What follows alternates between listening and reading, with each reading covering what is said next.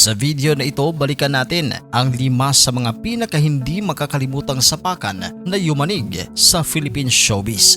Mga awayang nauwi sa suntukan, sigawan at matinding kontrobersya na pinag-uusapan ng buong bansa. Kaya siguraduhin tapusin hanggang dulo dahil ang pinakagrabing nangyari ay nasa number 1. Raymart Santiago versus Moon Tulfo. Noong 2012, ito ay itinuturing na isa sa pinaka-iconic na gulo sa kasaysayan ng showbiz na naganap sa NAIA Terminal 3. Ang dahilan, kinukuhanan ng veteran journalist na si Moon Tulfo ng video at larawan si Claudine Barreto habang pinapagalitan nito ang ground crew ng isang airline dahil sa nawawalang bagahe. Hiningi ni Raymart Santiago ang cellphone ni Tulfo, ngunit nauwi ito sa suntukan. Kumalat naman ang video kung saan makikitang pinagtulungan ng grupo ni Raymart si Tulfo habang si Claudine naman ay nasipa raw ni Tulfo sa gitna ng gulo. Matapos ang pambubugbog, bakas sa mukha ni Tulfo ang black eye. Nauwi ito sa demandahan at binansagan nga ng netizens na thrilla in NAIA.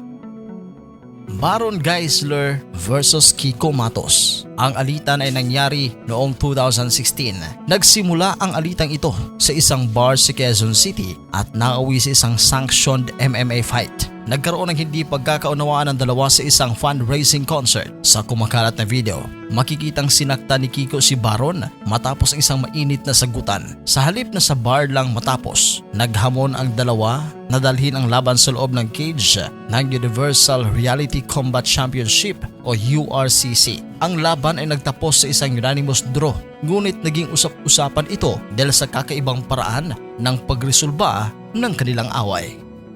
John Estrada versus Derek Ramsey. Ang dating matalik na magkaibigan ay nagkaroon ng pisikal na alitan sa isang golf tournament noong 2011. Ayon sa mga ulat, nagmula ang gulo sa isang biro o trash talk habang sila'y naglalaro ng golf. Nagkaroon ng pisikal na komprontasyon kung saan balitang nasuntok o nasakta ng isa sa kanila. Matagal na hindi nag-uusap ang dalawa, ngunit makalipas ang maraming taon ay nagkaayos din sila.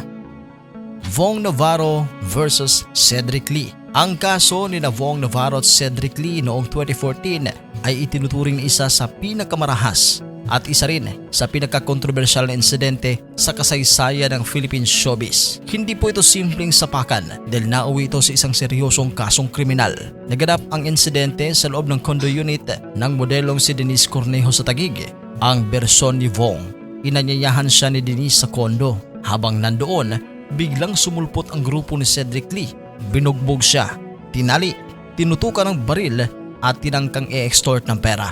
Ang bersyon naman nila Cedric at Denise, iginiit nila na abutan nilang ginahasa ni Vong si Denise. Sinabi nila na ang pasa ni Vong ay bunga raw ng pagtatanggol nila kay Denise. Kumalat ang mga larawan ni Vong sa ospital, puno ng pasa at namamaga ang mukha. Kailangan siyang operahan dahil sa tindi ng mga natamong pinsala sa katawan. Sa ngayon ay nakakulong na si Denise, Cedric Lee at kanyang mga kasama at ang masaklap, reklusyon perpetua o higit 40 years na pagkakakulong ang kanilang kinakaharap. Panghuli sa ating listahan, Robin Padilla versus Richard Gomez. Ang alitan ni Robin Padilla at Richard Gomez ay isa sa pinakamaalat na away sa showbiz noong 1990s. 2 beses silang napabalitang nagpang-abot. Una ay ang sucker punch sa Star Olympics 1991. Ito ang pinakasikat na insidente na nangyari sa Ultra na ngayon ay Phil Sports Arena noong August 1991. Nagsimula ang tensyon dahil sa balitang tinawag ni Richard na lampa si Robin sa mga tabloid.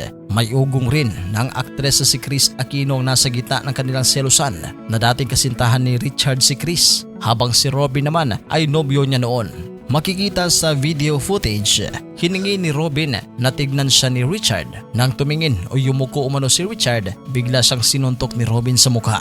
Dahil lumaki ang gulo, mismong ang nooy Pangulong Corazon Aquino nagpatawag sa kanila sa Arligue Mansion na bahagi ng Malacanang Complex upang magkaayos. Ayon sa revelasyon ni Padilla, hindi agad natapos ang init ng ulo nila sa pagharap na iyon. Sa gilid ng swimming pool sa Arligue, muli silang nagkainitan at nagkasuntukan bago pa man sila tuluyang mapag-ayos. Nagulat pa umano mga kasambahay at staff sa paligid dahil sa gulo. Matapos nga ang pisikal na komprontasyon, doon lamang sila tuluyang nagkaayos. Sinasabi naging magkaibigan din sila kalaunan matapos mailabas ang sama ng loob sa pamamagitan ng suntukan. Anong masasabi ninyo sa mga pangyayaring ito at alin dito ang pinaka hindi ninyo makakalimutan? I-comment ninyo sa ibaba at huwag kalimutang i-like, i-share at mag-subscribe sa aming channel.